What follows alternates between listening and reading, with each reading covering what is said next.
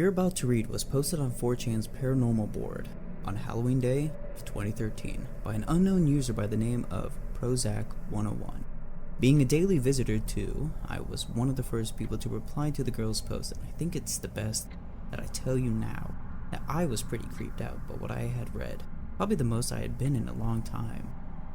It's kind of hard for me to explain the strange feelings I got, but there was something quite different about her story, due to the fact that I couldn't stop thinking about it for days after it had been first posted on the board. Just to make everything clear, I'm not entirely the original author of this piece, just merely an anonymous editor that felt that it was his duty to share Prozac 101's story even further with the world. Hey, just thought I'd share a couple of spooky stories from my childhood to get everyone all hyped for Halloween. When I was a child, it was just me and my mother. We lived in a property owned by my grandma in a 3-story old farmhouse right at the fringe of the woods. It was far off the road down a long, unlit gravel driveway. It felt very isolated at night, being so distant from any other houses set in the area that hadn't been inhabited for 30 years before we started living in it. Quite often, I was a fairly rambunctious child, so while my mom went off to work, I would occasionally skip the morning bus to school and stay home alone all day. The big house had a habit of feeling incredibly lonely and sparse, so I spent most of my time playing in the forest expanse out back, some distance into the woods, far enough that I couldn't hear my mother when she called. There was a toppled pine tree which had crashed into another, and even large trunk on its way down was now frozen there, forming a long arc over the forest floor. I loved to climb up the jagged stump at the base of this fallen tree and then steady myself to a point just above the middle. I was never able to make it all the way to the top because it just got too steep for me to continue any further, and I had a bad habit of freaking out from how high up I was. One day, I was sitting in my usual spot on the fallen tree, which was a good distance from the ground, just listening to the birds singing and simultaneously feeling the warmth of the sun on my neck, when I heard something strange from underneath that paralyzed me in shock. Hey kid.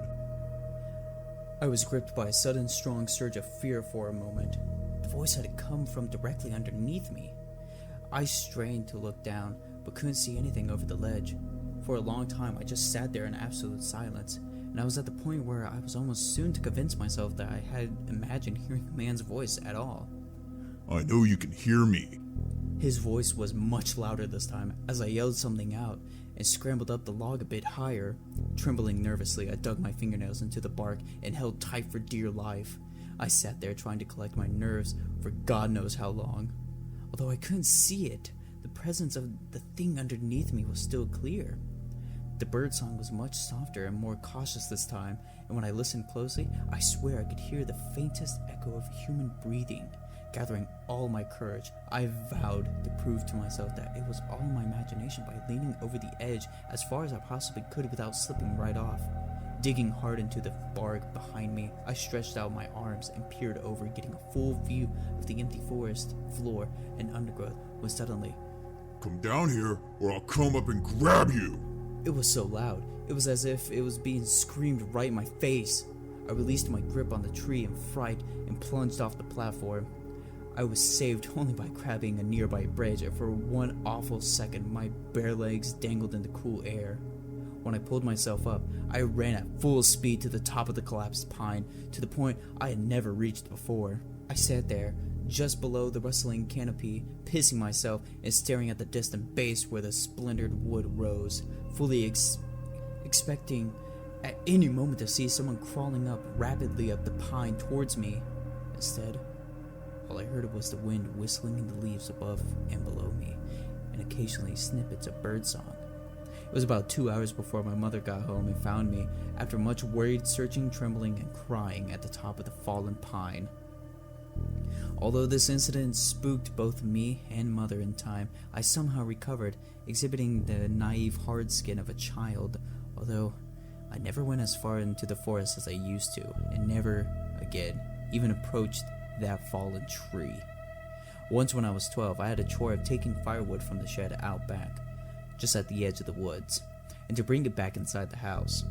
It was a tiresome job, and I always chose to do it at dusk when the air was brimming with mosquitoes and a swampy fog that usually coated the lawn. By the time I had made my last round, I would sprint back to the house, spooked. One of my least favorite things about this job was that the shed was full of barn owls. If you have ever seen a barn owl's face staring at you from a dark roof corner, then you'll know how uncomfortable that shed made me. One of these nights, it got mistier than it had ever been before. A thick silver fog covered everything and limited my line of sight to a short sphere around me. Even though the shed wasn't far from the house, I found myself fleeing disoriented, and more than once I walked in the wrong direction, both times for some reason walking straight into the woods. By the time I had reached my last load, it was too foggy to see the street. My eyes stung in the moisture, and it made my vision blur. Lurching forward, I managed to walk headfirst into a tree, doubling over and dropping all the wood. I was bundling onto my feet with a hard crunch. As I went to pick them up, with my foot throbbing pretty hard, I realized that the ground was too misty for me to see my own knees. I decided to head to the house since we had more than enough wood for one night. However, it was getting to be pretty dark. I couldn't make out any signifiers of which direction I was heading in. Even though I cautiously walked for several feet in all directions trying to figure out my position in the mists, I still couldn't figure out any point of identification. I couldn't even locate the fence or the gate, and the more I walked, the more I seemed to stumble into trees, pine needles, and mud crunching under my feet instead of dew-covered lawn. After a while, I finally realized that I couldn't even find the shed anymore. Cursing myself for being so dumb, while trying to ignore my thumping heart and sense that something else was at play, I became aware that I was lost somewhere in the fringe of the forest. Screaming out for my mother at the loudest possible volume was only met with a resounding silence from the depths of the mist all around from where I stood, affirming that I had wandered too far from the house to be heard. As a deep panic started to settle on me, I noticed a glimpse of something pink moving against a nearby pine trunk. Coming closer, I saw that it was a ripped-out square of pink paper. On it, there was an arrow pointing left. Looks vaguely like something my mom might make. I rationalized to keep me from getting lost, so foolishly, I followed the direction set by that green arrow, shivering in the increasing cold. I kept walking for about 5 to 10 minutes before needing to stop to take a breath. My heart was pounding so fast, it was beginning to hurt. As I was sitting down, however, I spied that what appeared to be another note fluttering on a nearby trunk. I noticed that this one was embedded with a long nail. It bore another nail, this one pointing up, and a small, sloppy written note that said, "This way." Despite my increasing panic, I convinced myself that these notes were my only shot at getting back before nightfall. I was desperate to get the hell out, and my brow was cold with sweat. So I followed the green arrow to a point where I could just dimly make out another spot of pink up an incline of a collapsed stumps and leaves litter. At this point, it was getting pretty dark, and I had to strain both my eyes just to see a few meters ahead of me. Following the green arrows, feeling less and less sure of where I was, I stumbled through the woods, groping out in the mist to feel for trees, although I was terrified of something unseen grabbing my arm. I came across a third green note, which had another arrow pointing up again. This one led to an increasingly steep slope that I didn't recognize being anywhere near my house, and with a poorly drawn smiley face right above it. At this stage, I became too freaked to cope and started to cry there a little. As I slumped against the pine stump, the possibility that I would be out in the woods all night was beginning to sink in, like a syringe being driven into the veins within my arm. I caught a glimpse of another peeking square in the near distance. Squinting hard, unnerved by these notes, all of which looked fresh and without a sign of decay despite the previous week's non-stop rain, I read it from afar. What I read made my blood turn cold. I stood to my knees, dead silently wobbling on them in fear. My ears were sensitive to any tiny prick of noise in the mist. For a long time, I stood there in the rolling fog and reading and rereading that horrible note over and over again before a snapping stick somewhere behind me caused me to sprint blindly, twigs snagging at my ankles and cutting up my face as I ran. Written on the note in big green letters was my name. It felt like I was running for hours. All the while, the rain and the mist lapped at the back of my neck like the decaying breath of someone running right behind me. Somehow, I made it back to the house. All the lights were off, and I struggled to find the keys for the moment. When I found them, I bolted indoors and quickly crawled into bed, where I remained unsleeping till morning. Mom just thought I'd come inside to go to bed, and I hadn't thought to leave the lights on. It was a miracle, aka some freakish coincidence, that I even found the house at all. The final incident at the damn house was witnessed only by my mother. Up until then, she had never experienced any of the strange things as I had, although we mutually shared the particular observe quality that the house's interior had on us and its placement in the dreary, imposing woods. Although I was obviously never a popular kid by living way out in the country in the opposite direction from everyone else at my school, I did make some tight friends in my first year of high school. One of these friends, Amanda was her name, invited me over one night and I accepted. Mother drove me out to the place, which was about 3 miles away, and drove back home.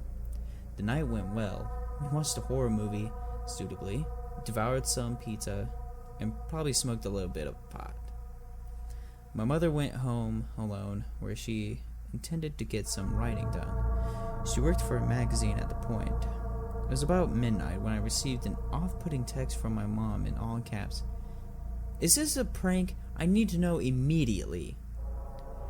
Thinking it was some kind of joke, I texted back, "Calm yourself. Is what a prank?" Almost immediately the response, "Are you at the house?" Of course I responded, "No," though I was thoroughly weirded out. I didn't receive another message until around 3 a.m. when she told me to go to my grandma's in the morning and to not, by any means, dare go home. I remember those bleak torrents of rain the day I went to my grandmother's and how terribly soaked I was when I finally got there. It was nearly 2 towns away. I had to fight the temptation to go home and drop off my bags, but Mom's disturbing messages from last night were enough of a warning not to do so. When I arrived, Mom and Grandma were having lunch. At first, my mother seemed to be in some sort of composed state, but when I got a better look at her, I noticed that all the color had drained from her face and she was slightly trembling. At one point, she even sent a small glass crashing to the floor after flinching at the cat brushing around her ankles. It wasn't until later that night, when my grandmother was sound asleep, that she told me what happened. She went further as to forbid me from telling old Grandma out of fear that it would horrify her superstitious soul too much. This is what happened the night when I was at Amanda's, as she described in lurid detail. My mother was sitting on the first story in the living room, where she sat on the couch by the fire, curtains open to the view of the sunset on the canopy, going over her latest draft. At first, it was so faint that she barely noticed it, but after a while my mother became aware of it and vaguely irritated by tiny thumping noises near her head at the window.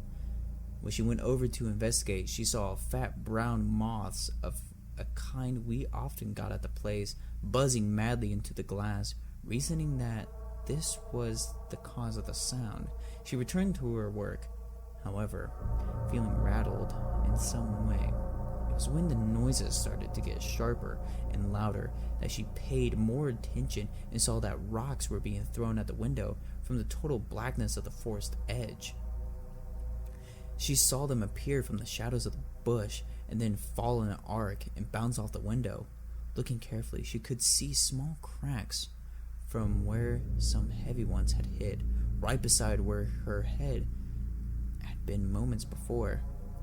Temporarily captivated, she tried to peer into the darkness enough to make out where the rocks were being thrown from. Then with a startled shock, she jumped back from the window as she saw me standing half behind a tree right near the window, grinning wide and staring at her. My one visible eye stretched wide open, showing all the white. She barely stifled a scream, seeing her own daughter standing there, just staring and smiling. Not only did the figure not move nor blink, it was standing by one of the nearest pines far from where the rocks were shooting up out of the bush. As they continued to do so in a loud downpour, my face unseasonably continued to press out at her smiling. Thinking this was all some kind of sick prank, hence the later text. My mother shouted my name at the top of her lungs, frightened to the core. However, instead of responding, the mouth of the thing that looked like me behind the tree just started moving, as if it were mouthing silent words really, really fast. Suddenly, it turned its head to the side and seemed to be talking to someone else behind the tree, my mom said, who couldn't be seen. But she could see a formless black shape hanging against the other side of the tree. The girl that looked like me kept staring at my mother and doing the silent speed-talking thing, then turning and whispering to the thing next to her. Then she would turn back and start up again. Then, breaking the monotonous spell, she suddenly pointed straight at my mother and started laughing.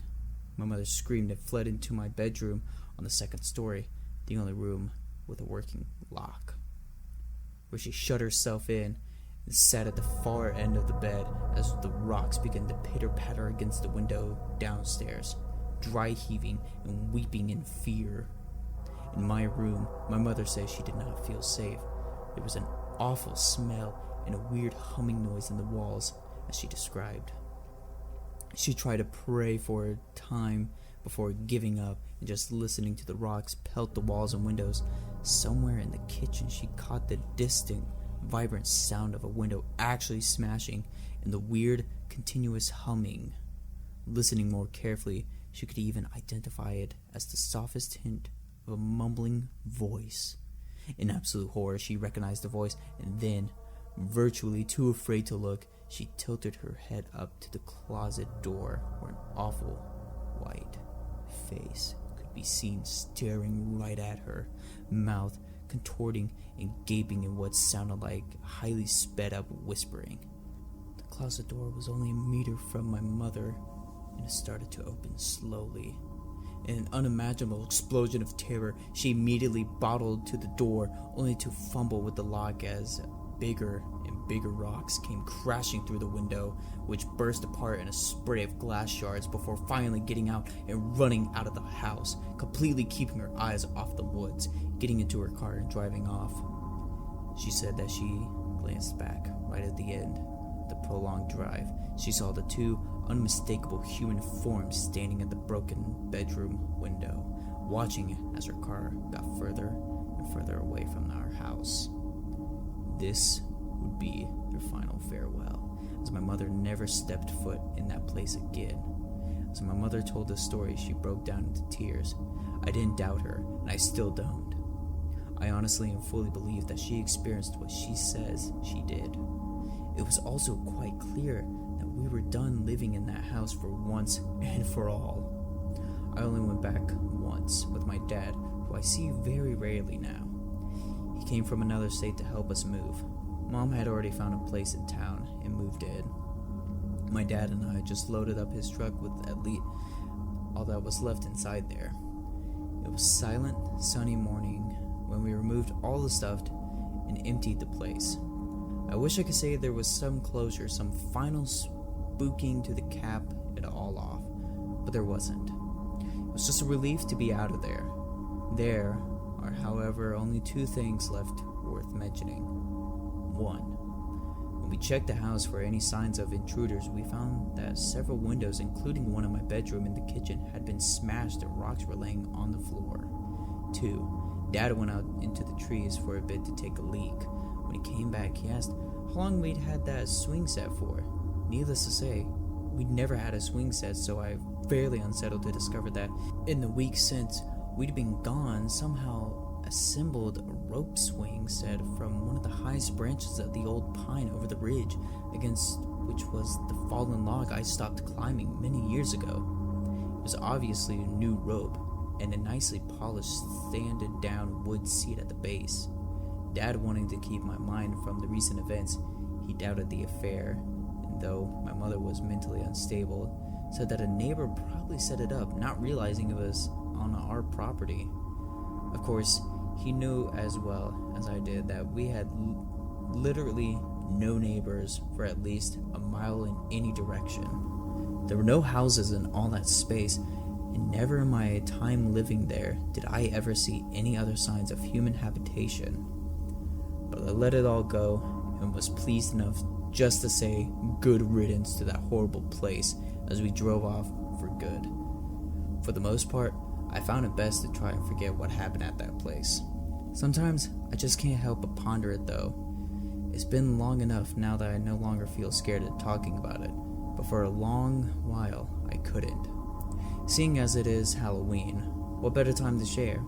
My grandma just recently sold the house to a new family, being a young couple and their little son shortly after we moved out, despite my mother's desperate intents that it be left empty.